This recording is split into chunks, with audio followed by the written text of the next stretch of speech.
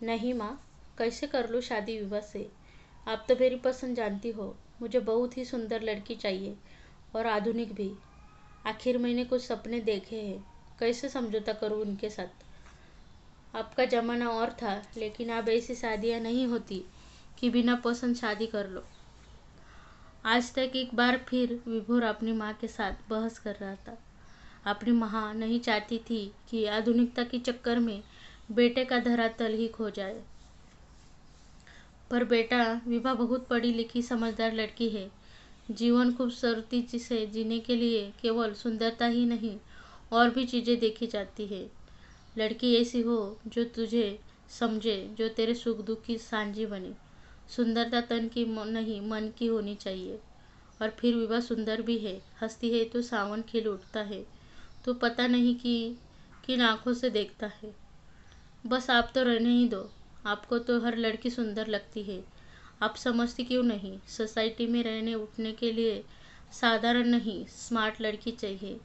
आप पापा से कह देना, मैं उनकी दोस्त की लड़की से शादी करने वाला नहीं। विभोर अपनी बनाई आधुनिकता के जाल से बाहर आने को तैयार ही नहीं था। अपनी बात कहकर आगे कुछ न सुनने के लिए कमरे से बाहर जाते हुए रुका। 2 मिनट चुप रहकर कुछ सोचकर बोला, मैं पापा से तो नहीं कह पाऊंगा, आप ये बात जानती हो।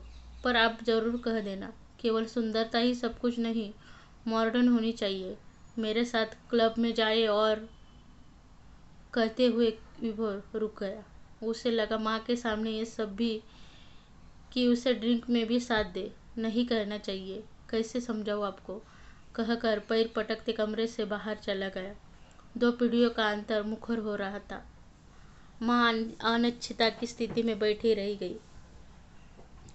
आज की पीढ़ी जीवन के प्रति दृष्टिकोण उसे मायूस कर गया। फिल्मी दुनिया और पाश्चात्य सभ्यता का असर बच्चों को दीवा स्वप्न की ओर ढकेले रहा है। बच्चों के जीवन में यथार्थ और कल्पना की वास्तविकता से अनभिज्ञ हो रहे हैं। दिग्भ्रमित से वस्तु स्थिति नहीं समझ पा रहे हैं। आखिर नाना करते हुए विभोर की शादी विवाह से हो गई। बच्चा गलत रास्ते चुने तो उनके कहे अनुसार कोई कार्य कैसे किया जा सकता है। अनुभवी माँ जानती थी जीवन का यथार्थ। शांत सौम्य पीएचडी कर चुकी विभा विभोर की अर्धांगिनी बनकर विभोर के जीवन में आ गई। विभोर अपनी विचारधारा से बाहर ही नहीं आ पा रहा था। विभा को देखता तो अपने मापदंड पर उसको खरा न उतरने देख जब तब उसका अपमान कर देता। लेकिन विभा के पापा ने समझाया था, बेटा, शादी केवल सपनों की पूर्ति ही नहीं है, अधिकार और कर्तव्यों का खूबसूरत ताना बाना है। देकर ही पाने की अपेक्षा सही है। अपने जीवन के आदर्श पापा की बात तो विभा मानती ही थी, इसलिए शांत रहती थी। विभा ये भी समझती थी कि विभोर दिल का अच्छा इंसान है, उसकी कोई और पसंद भी नहीं है। बेटा, विभोर दिल का बुरा नहीं, ना ही उसकी कोई पसंद है, बस थोड़ा व्यवहारिक है। मुझे पूरा विश्वास है तुम अपने प्यार और समझदारी से उनके दिल में भी जगह बना लोगे। मेरी बिटिया रानी विभोर का साथ पाने और सही दिशा में ले जाने में कामयाब होगी। और फिर तुम्हारी सास और ससुर जो मेरे बचपन के दोस्त हैं, उनका आशीर्वाद भी तुम्हारे साथ ही है। विभा बचपन से ही विभोर के घर आती थी। उसकी खुद की माँ नहीं थी, लेकिन विभोर की माँ ने एक माँ की तरह प्यार दिया था। इसलिए विभा भी आश्वस्त थी कि जल्दी ही विभोर भी उसके करीब आ जाएगा। थोड़ा चंचल है तो क्या, आखिर प्यार में भी बड़ी शक्ति होती है। विभोर जब भी कुछ उल्टा सीधा बोलता, विभा हंस के टाल जाती। एक विश्वास की डोर थामे विभोर को अपने बनाने का सपना संजोए चलती जा रही थी।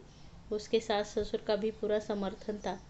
सावन की रिमझिम और भादों की गुनगुनाहट ने जीवन के कदमों को आहिस्ता से रवाना किया। दो तन मन दो टहनियाँ से जो हवा के झोंकों से मिलती सिमटती रहती है, आगे बढ़ने लगे। यूं ही पास आने की जिद और खुद में सिमटने का तारतम्य बदस्तूर चलता रहा। खिलती रही विभा के होठों की मुस्कुराहट मौन से विभोर नापता रहा, हर वो कोना जिसके दायरे उसने खुद बनाए थे। वक्त कब रुकता है, रात दिन अपनी माला फेरनी जारी रखी। इन दोनों की शादी को 1 साल गुजर गया। कभी नजदीक आए भी तो भाववेश में, लेकिन प्यार जैसा विभोर के मन में नहीं उपजा। या नहीं उबजने दिया उसने मस्तिष्क ने, जिसमें आधुनिकता ने दूसरा रंग छितरा रखा था। विभा की तरफ से पूर्ण समर्पण था। विभोर के मम्मी पापा भी बहुत समझाते, पर विभोर की आंखों में तो मॉडर्न होने का चश्मा चढ़ा था। विभा भी कम नहीं थी, अंग्रेजी बोलती, जीन्स पहनती थी। हाँ, पब आदि जाना पसंद नहीं था। शालीनता में रहकर करती। भारतीय संस्कार उनके व्यक्तित्व को पूर्ण करते थे। आज विभा विभोर की शादी की सालगिरह थी। विभा के मम्मी पापा ने बहुत बड़ी पार्टी दी थी। बेटा, आज शाम टाइम से आ जाना, ऑफिस जाते समय माँ ने विभोर को कहा। ऐसा प्रतीत हो रहा था जैसे विभोर को कुछ याद ही नहीं है। क्यों माँ? अरे, तुम्हें कुछ याद नहीं? आज 1 साल हो गया तुम्हारी शादी को। देखता हूँ माँ, आज ऑफिस में मीटिंग है, कहकर लापरवाही के भाव चेहरे पर लिए ऑफिस को निकल गया। सारे मेहमान आ चुके थे। विभा ब्यूटी पार्लर से तैयार होकर आई थी। गजब की सुंदर लग रही थी। गोल बड़ी आंखें, खूबसूरत जुड़ा, पिंक लहंगा, मैचिंग ज्वेलरी। आने वालों की निगाह उस पर से हट नहीं रही थी। पर विभा को इंतजार था तो सिर्फ विभोर का। वो बेचैनी से थोड़ी देर में दरवाजे की ओर देख रही थी। इंतजार का हर पल उसे सदी सा लग रहा था। माँ ने विभा की बेचैनी समझते हुए कहा, अभी आ जाएगा विभोर, कह रहा था ना सुबह मीटिंग है। जी माँ, कहते हुए उसने शर्मा कर नजरें झुकी ली, लेकिन दिल की कसक को नजरें कहाँ संभाल पा रही थी। दिल के हाथ तो मजबूर, नजरें फिर दरवाजे पर अटक गई। अभी केक नहीं काटा गया था। होटल के बड़े हॉल को बहुत सुंदर सजाया गया था। विभोर का इंतजार हो रहा था। हल्का म्यूजिक माहौल को और भी दिलकश बना रहा था। लोग स्नैक्स ले रहे थे कि विभोर ने हॉल में प्रवेश किया। सभी ने एक साथ स्वागत में ताली बजा दी, लेकिन अगले ही पल उसके पीछे पीछे मिनी स्कर्ट में एक और लड़की आकर विभोर के बगल में खड़ी हो गई। विभा के साथ सभी कुछ मिनट के लिए शांत हो गए। विभा के दिल में तूफान करवट लेने लगा। ये मेरे ऑफिस में अभी नई आई है, स्वेरी नाम है, मेरी कलीग है। सास ससुर को भी अजीब लगा, लेकिन मेहमानों के सामने तमाशा न बने इसलिए चुप रहे। पार्टी खत्म हो गई। विभा ने आज कुछ नहीं कहा, न कोई झगड़ा, न कोई मनोहार। वो समझ चुकी थी विभोर को ऐसे समझाना आसान नहीं। विभा महसूस कर रही थी कि कुछ दिनों से विभोर समय से घर आ जाते हैं, उसके इर्द गिर्द घूमते हैं, लेकिन विभा अभी संभल कर चलना था। अरे विभा, इस समय कहाँ जा रही हो? आ जाओ, साथ बैठकर नाश्ता करते हैं। नहीं, मेरी सहेलियों के साथ प्रोग्राम है, आप कर लीजिए, कहते हुए विभा घर से बाहर तो आ गई, लेकिन विभोर का अपने और ध्यान महसूस कर खुशी से खिलखिला उठी। आज सुबह कुछ ज़्यादा ही खूबसूरत थी। डाल पर बैठे चिड़ा चिड़ी का जोड़ा विभा को मीठी गुदगुदी कर गए। दिल की सरगम में प्रेम गीत गुनगुना उठा। आज विभोर विभा को जाते हुए देखता बिना नाश्ता किए हुए जाने लगा तो माँ ने पूछा, क्या हुआ बेटा, यूँ नाश्ता थाली छोड़कर नहीं उठते? पहले नाश्ता कर फिर जाना। नहीं माँ, मन नहीं है, कहकर सिर झुकाए चला गया। माँ सब देख समझ रही थी। उसे भी विभोर का विभा से नाश्ते के लिए पूछना अच्छा लगा। विभोर की माँ ने तसल्ली की सांस ली। बादल समृद्ध का रास्ता ढूंढने लगे हैं तो बारिश भी शीघ्र होगी। विभोर का अब विभा के व्यवहार पर आश्चर्य होता। उसने तो विभा को हमेशा उसे मनाते समझाते देखा था, कभी अकेली बाहर भी नहीं जाती थी।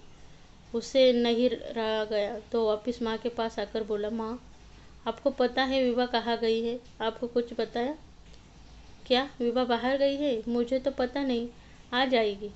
माँ ने उसका चेहरा पढ़ते हुए मुस्कुराते हुए कहा। माँ विभोर की परेशानी पर बड़े बल देख रही थी। उन्हें अच्छा लगा आज बेटा विभा के लिए पूछ रहा है। वे फिर अपना काम करने लगी। उन्होंने विभोर की ओर कुछ ध्यान नहीं दिया। थोड़ी देर विभोर माँ के पास खड़ा रहा, फिर चला गया। अब आए दिन विभा बाहर चली जाती, उससे मॉडर्न ड्रेस पहनना शुरू कर दिया। तुम ये ड्रेस क्यों पहनती हो? तुम पर अच्छी नहीं लगती। पर मैंने तो आपसे पूछा ही नहीं मुझे क्या पहनना है क्या नहीं। मुझे अच्छा लगता है तो मैं पहनती हूँ। सुबह शाम पूजा करने वाली विभा जोर जोर से अंग्रेजी गाने सुनती और विभोर देख देख परेशान होता। न कह पा रहा था न रोक पा रहा था। मम्मी पापा भी चुप थे। कोई अब विभोर की ओर तवज्जो नहीं दे रहा था। खोने के एहसास से ही उस चीज़ का महत्व पता चलता है। इंसान खुद कुछ भी करे पर सही गलत का मापदंड तो दूसरों के लिए ही बनाता है, अपने लिए नहीं। अब उसकी चिंता विभा को लेकर बढ़ गई। विभोर को समझ ही नहीं आ रहा था क्या करे, कैसे विभा से बात करे। विभा सुनो। हाँ कहो, क्या बात है? तुमसे कुछ बात करनी है। जल्दी बोलो, मुझे जाना है। यहाँ पास बैठो प्लीज़। मैं जानता हूँ मैंने तुम्हारा दिल दुखाया है, मुझे अफसोस है। मेरी बात सुन लो। उसके अनुनय भरे शोर को सुन विभा का मन अंदर तक भीग गया। अच्छा बताओ, क्या करना है? मेरे साथ चलोगी घूमने? नहीं, मुझे ज़रूरत नहीं है। याद है जो पार्टी में ईश्वरी आई थी, उसने मुझे धोखा दिया है। अब विभा उसके पास बैठ गई। हम कह उसकी ओर देखने लगी। विभोर का चेहरा उसकी आत्मग्लानि का साक्षी था। उसके मुख पर पश्चाताप साफ दिख रहा था। विभा को इसी दिन का इंतजार था। जानती हो विभा, कुछ कह कर विभोर रुक गया। कहाँ से बात शुरू करूँ उसे समझ नहीं आ रहा था। उसने विभा का हाथ अपने हाथ में प्यार से लिया और कहना शुरू किया। विभा, वो लड़की पहले तो उससे मुझसे दोस्ती की, फिर और दोस्तों के संग घूमने लगी। मुझसे महंगे गिफ्ट मांगती रहती, मैं देता रहा। मेरे ऊपर आधुनिकता का आवरण चढ़ा था।